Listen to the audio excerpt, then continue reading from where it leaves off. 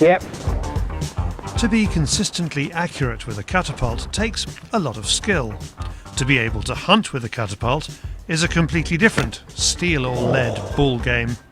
I like steel for pheasants, things like that. They've got a larger surface area, so they create more damage as they go through. The lead, I like 10mm lead for squirrels, and I like 11mm lead for squirrels. So if it's a close range squirrel, I'll drill it with an 11mm lead. A bit further, I'll use the 10mm lead, because obviously it's less drop. On a nippy December morning, we join Wayne and his friend Matt Lower. They sort of know each other from the clay shooting scene, but it's the catapult shooting that's brought them together. Matt's invited Mr. Cattyshack for a mooch around his local permission in Sussex. So, Mr. Martin, what are we up to today? Well, we've got a fair bit to do today. We've got some barns to start off with. There should be some ferals in around here. We're going to have some pheasants, hopefully, fingers crossed, on the outskirts of the land. Plus, we've got a few woods to look through for some squirrels. I was talking through with Matt about a month ago, and we had our face masks on. And obviously got it with me today. Walking through, you could literally walk up the squirrels 5-10 metres with the face mask, with your cover. They just took literally no notice of you.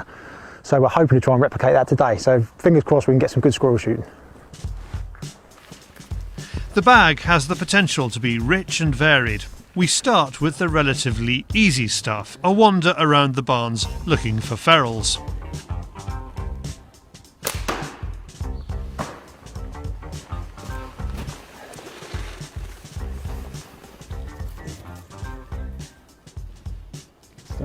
Yeah, very good start. One down, just at the base of his neck.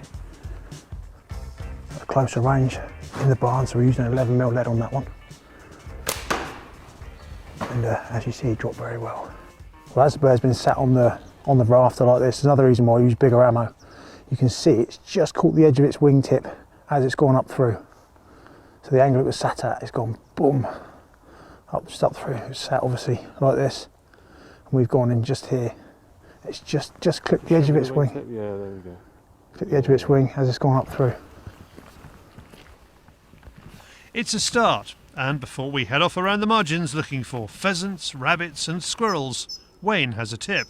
Another reason why I carry the chalk is when you obviously pick up something you've shot and you get blood on your fingers become sticky and you can't hold the pouch properly, so chalk just dries your hands back out so you can get a better grip on the pouch again.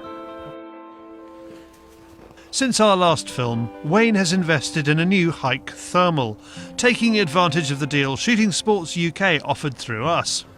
There are moments when it really pays off, especially with squirrels. There's another one over there.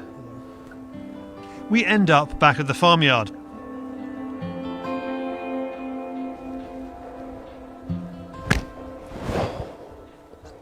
This time the shot is high. Gave it a bit too much lift. Do you think you'd naturally lift anyway, just because you're worried about the roof? Definitely. Last time we were down on Crowley's farm, he had some new fascias on his shed, and there was a pigeon at the top. And I couldn't stop myself aiming high because I was worried about damaging his shed. But yeah, the last thing you want to do is obviously smash a tile, so yeah, you can naturally kind of aim a bit, give it a bit more, you know, and also give it a bit too much. We now head across the farm. There is wildlife everywhere, but nothing we want sticks around for long. After an hour, we get within range of a hen pheasant. Yes. Yes. Shot. Thank you.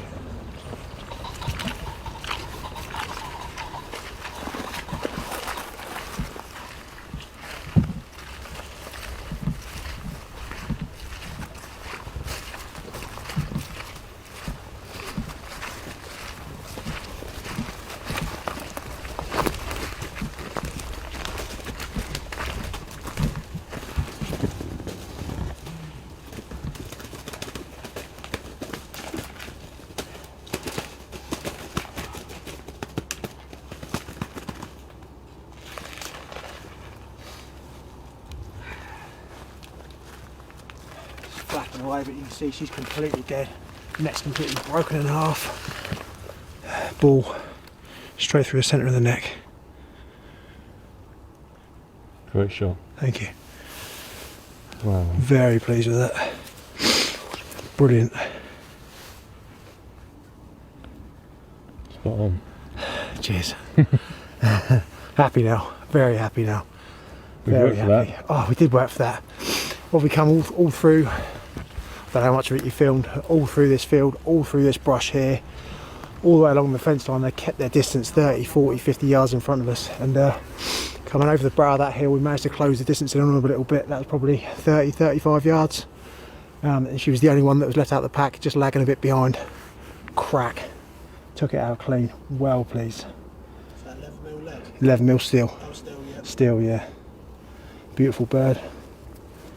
Good shot, mate. Say they flip and flap around, but as you can see, she's completely, didn't know what hit her.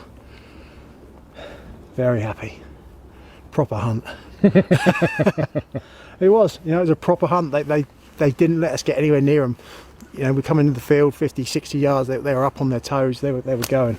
So we managed to close it in, like I say, and Yes. yeah, nailed it. Perfect. I'm not putting it in the cattyshack bag though. That's got to keep clean. This is my deer stalking thing anyhow. Just looks like I've got 2 stone on me though. More than what I had. With something for the table, Wayne and Matt turn their attention to squirrels. The headgear proved successful last time, but it can throw the accuracy. So I've had to aim a tiny bit to the right, because obviously with the thickness of this, it's bringing my hand slightly away from my face. So it's making my shot go slightly left. So I'm just having to aim slightly right to bring my shot round straight again. Okay.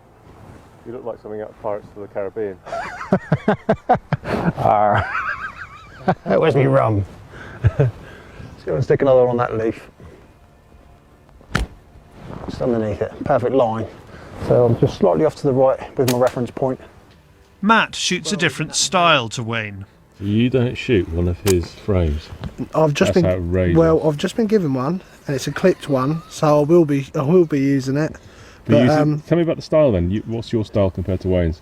basically, so it's over the top. So I draw back into my ear, look down, and then I use that little dot. That's actually off of an archery. That's a bow and arrow. One of the little sights, and then I've just Can't see it there.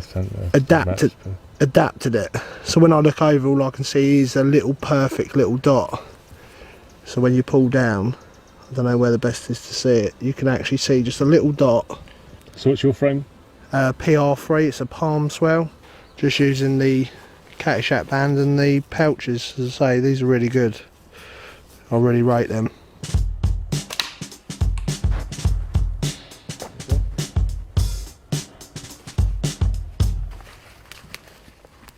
Even with the headgear, the squirrels are just not sitting, but they are everywhere.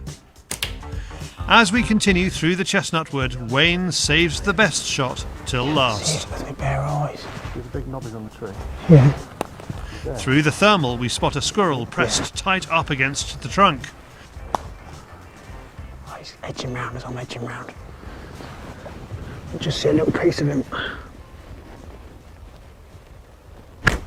Oh, that's it. Bloody hell, Wayne. He's about to drop. There he goes. Done. What a shot. Thank you. I could literally just see a tiny piece of him. Oh, oh, brilliant. Thank you, mate. Is there? We'll have to look at him in a sec. Ah, perfect. You could see, what, a centimetre and a half or something. Yeah, it was a tiny, tiny amount. That's it, done.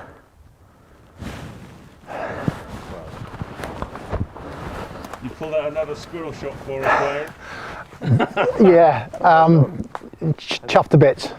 Chuffed to bits. We've had a great day. Oh, absolutely over the moon. I'm pleased. Obviously, we've got you down here. You and Charlie do a ton of work for Field Sports, promoting the sport, getting you down here, getting you out early in the morning. Do you know what I mean? And then not delivering, I'd feel bad.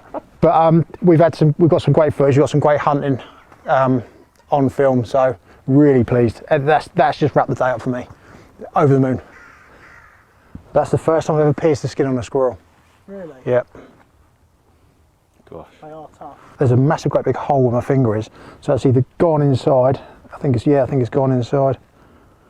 And again, this is why I use big ammo. If you hit that in the body with a 9.5 steel, something like that, or, you know, any sort of steel really, it's just an injured animal. That's an 11mm lead, stone dead. You know, it's a heart and lung shot. What an incredible shot, Oh, and the perfect way to that's finish it. our morning. For more information about Cattyshack and to order yourself a perfect stocking filler, go to cattyshack.co.uk.